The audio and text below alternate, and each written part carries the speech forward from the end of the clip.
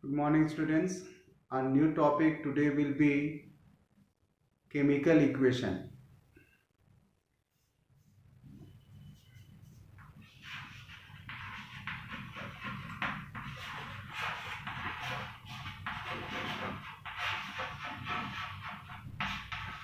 Chemical equation. Chemical equation is a symbolic representation of the chemical reaction using symbol and the formula of the substance taking part in a chemical reaction. So chemical equation is just a short form of writing the chemical reaction or a chemical change. Now, as we know that there are so many chemical changes taking place in our surroundings, all those chemical changes cannot be written in a long form, and also we cannot obtain many informations from that way of writing the chemical changes and the chemical reaction. So an alternative method is there to represent that chemical change with the use of the formula and the symbols of the substance that has taken part in a chemical reaction. So this way of writing is called chemical equation. Let us take one example. Suppose there is one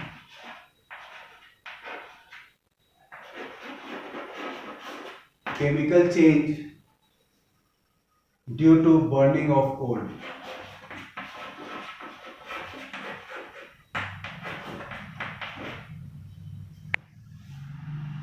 So this you can see is the example given. When coal is burnt in air is a kind of chemical change only. Now we cannot get many information, as I said, how many atoms are taking part, what are the products forming, why air is taken. So all these are not quite informative, so we have to write in the form of chemical equation. So there are two forms of writing in chemical equation: writing the word equation and also writing in a proper way using symbols and formulas. In the form of word equation, we can write this way: word equation. Now because we know that coal is a form of carbon, so we can say that carbon is reacting with oxygen, because whenever anything is burnt, it is oxygen from the air that will be involved. So carbon plus oxygen, the product will be carbon dioxide. Product is carbon dioxide. This is one way of writing. Again, it seems to be very complicated. So we have a short method which is a proper way of writing the chemical equation, and we'll be using the symbols and the formulas. So the same thing can be written this way: carbon is C, now oxygen is O2, and we are getting carbon dioxide as the product. Now it is clear from here that one atom of carbon is reacting with one molecule of oxygen or two atoms of oxygen to give one molecule of carbon dioxide. Now coming to different chemical equation or chemical reaction, depending upon the number of products formed and the number of reactants taking part in a chemical reaction. So let us see.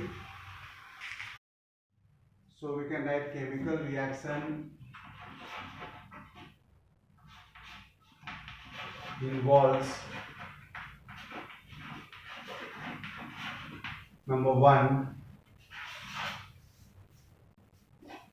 one reactant and two or more than two products.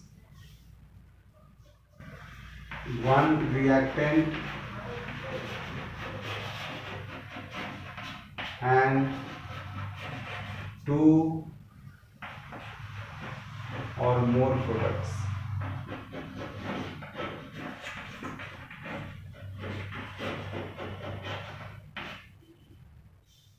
Let us take example.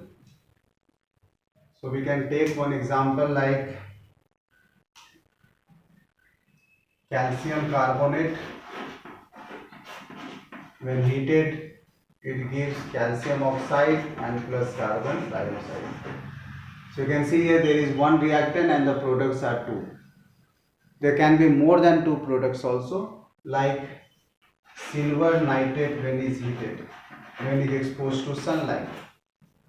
Then in this case we will get silver plus nitrogen dioxide and plus oxygen. So here we have one reactant and two products. We can have another chemical reaction where two reactants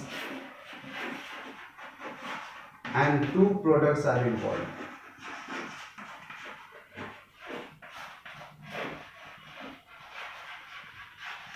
So you can see there are two reactants and two products. Examples can be like AgNO3 plus NaCl, where it gives AgCl and plus NaNO3. You can see there are two reactants and also two products. You can have one more example where you can have a reaction between copper sulfate and sodium hydroxide, where it will give copper hydroxide as one of the product and then sodium sulfate another. So we have another example where two reactants and two products are involved. We can have another chemical reaction where two reactants and one products are involved. Reactants are two but products are one. So we can write two reactants and one product.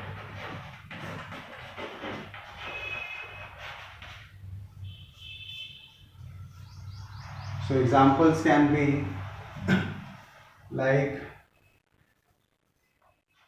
ammonia plus HCl, hydrogen chloride, to give ammonium chloride, NH4Cl. Then we have a very common example like H2 plus Cl2 to give 2HCl.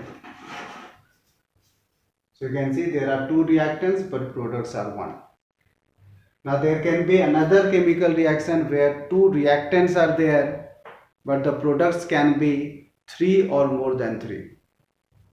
Please see.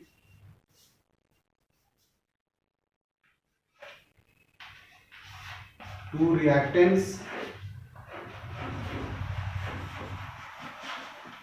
and three or more products.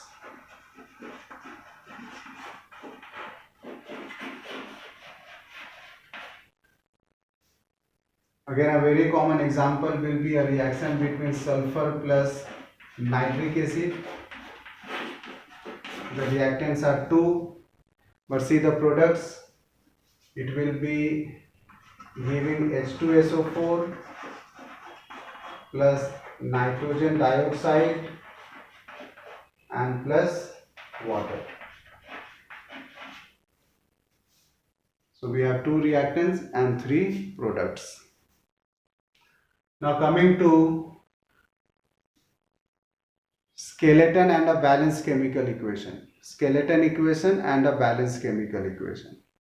So skeleton equation is the equation which is not balanced.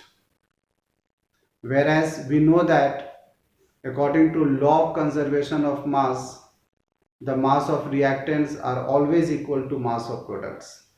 In other words, we can say that during any chemical change, matter can neither be created nor be destroyed. And in order to satisfy this law, always the equation has to be balanced.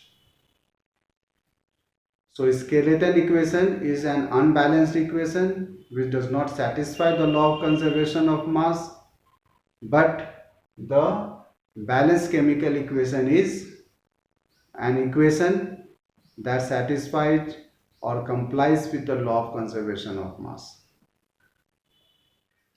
So I hope it is clear. We'll come with a new topic in the next class. Thank you.